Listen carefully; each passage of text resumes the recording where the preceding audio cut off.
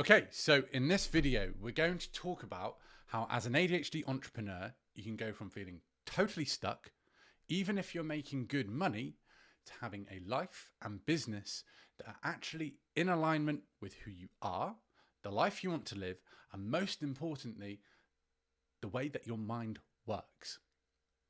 Now, I came across this way of thinking from having a business that was doing really quite well. I had a marketing agency. We even had a single client that was paying $12,300 a month for a 6-month contract. And it was fantastic as far as the money goes. It was far better than any of the shit jobs that I'd worked previously, where I never made more than minimum wage, really. But at some point, you have to learn that money will only solve money problems. The financial freedom that that business gave me also gave me a whole lot of stress that couldn't be solved by the money itself. There's only so much traveling that you can do in between having to run the business, and there's only so much you can drink. At the time when I was making the most money within that business, I was actually drinking the most alcohol as well, because I had the money to fund it and I had the evenings free to get hammered. And I say this to impress upon you that money isn't the be all and end all. And you might not be in this position. In that position, you might not be drinking yourself silly. You might just have that itch in the back of your head where you know this isn't quite right. You might be in the right business. You might be doing all the right things, but there's just that thing that you can't quite put your finger on where you're out of alignment. And if you have that, we have to address a few things to get you back on track in such a way that you can actually be happy about your business and your life. Now, the first thing to address is fear. I know back then I had a lot of fear around leaving that business model, because at the time, it's what everyone online was saying that you should do, and I was following all the right steps. As much as I love Alex Hormozi and what he's done for the business world, and how much he's inspired a lot of young people to get into business, his strategies and tactics are generally not very good for the ADHD mind. If you, as an ADHD person, let me know in the comments if you've tried this, if you try and do 100 calls a day for 30 days straight, which is one of his prerequisites to starting a business, if you try that as an ADHD person straight out the gate, the rejection that you feel is going to hurt. It's called rejection sensitive dysphoria, and it's like a typical ADHD symptom. That's just one example, but there is a lot of fear that you will encounter, and there is a lot that you have to learn to deal with, and a lot that you have to create awareness around so you can say what's right for you and what isn't. You can hear Alex Hormozi's advice, respect him as a business person, and then say, no, that is not for me. I also had a lot of fear around creating content. I've worked consciously at being better at speaking on camera. This does not come naturally to me at all. In fact, this is pushing on my 30th take of doing this one video. But now I'm able to push through, because despite the fear of getting it right or like fucking it up, I can push through. I've got over the fear of anyone I know seeing this and thinking that I'm an idiot. That might come with age. It might just be because I've done it enough times to not care anymore.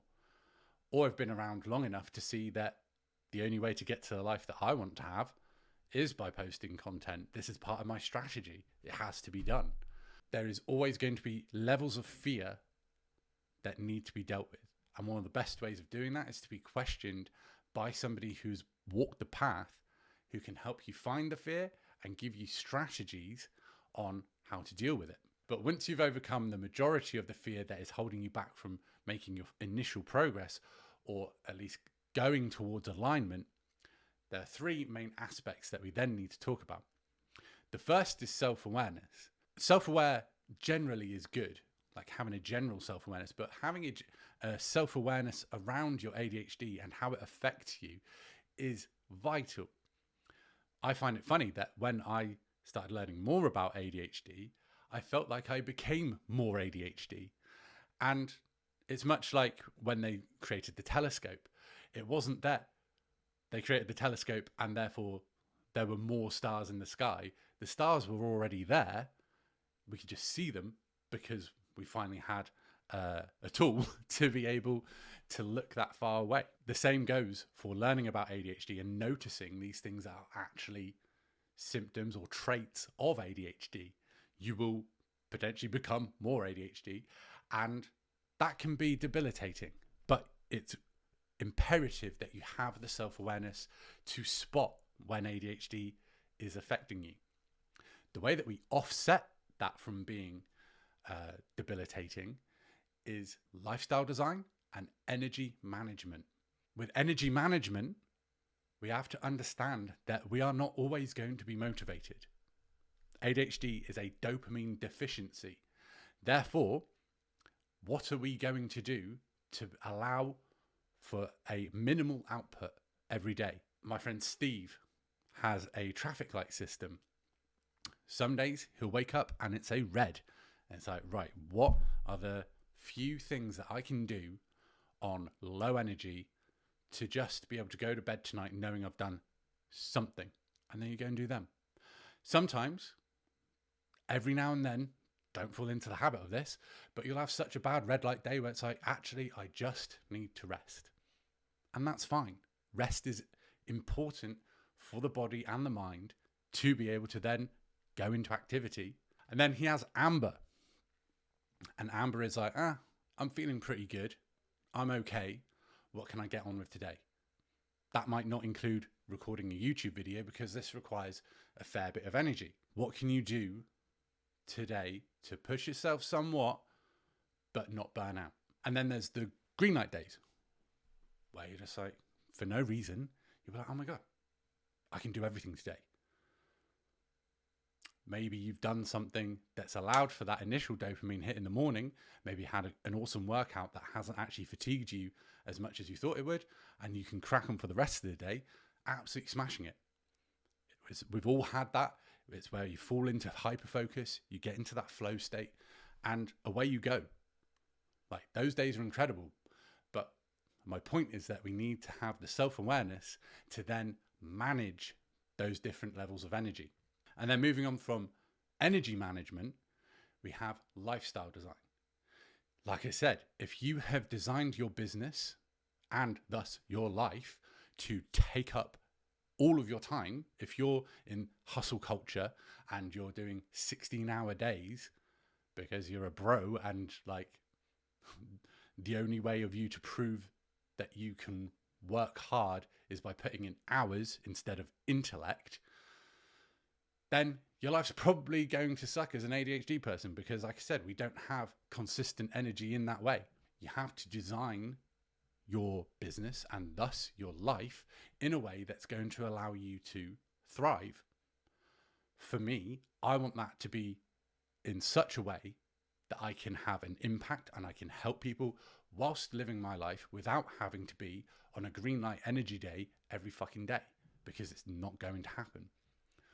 That's why I've designed my coaching program exactly the way that I have. Now, when you get these pieces all in place, so you have self-awareness around your ADHD traits, you have lifestyle design and energy management all in place, you can actually become aligned with your purpose.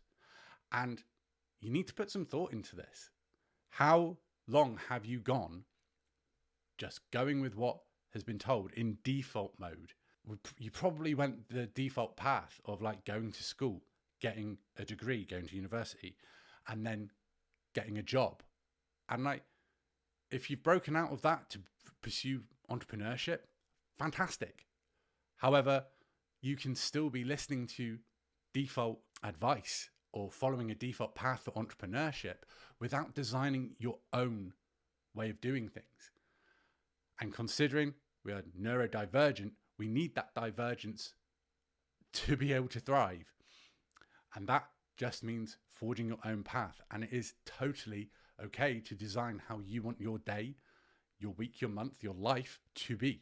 So now you understand the core pieces of how to design your life and business in a way that allows you to be aligned and to enjoy what you're doing. And if you can use them on your own, fantastic. I am happy to have been of service. However, if you want to fast track this to get yourself on the path of alignment and work on these things with somebody who's walked this path already, having realized that money only solves money problems from a first-hand perspective, go and message me on Instagram 21. That's all you have to do. I'll send over details of how we can work together, and it will be me that you're talking to. I'm only going to have a couple of automations set up, and that is it. We can have a conversation, we can talk about working together, and it's very low pressure, low friction. We're not going to be jumping on sales calls. I don't believe that they are good for the ADHD mind. If you want to work with me, I'm here for you. Just message me on Instagram 21. Other than that, like and subscribe. I'll see you on the next one. Peace.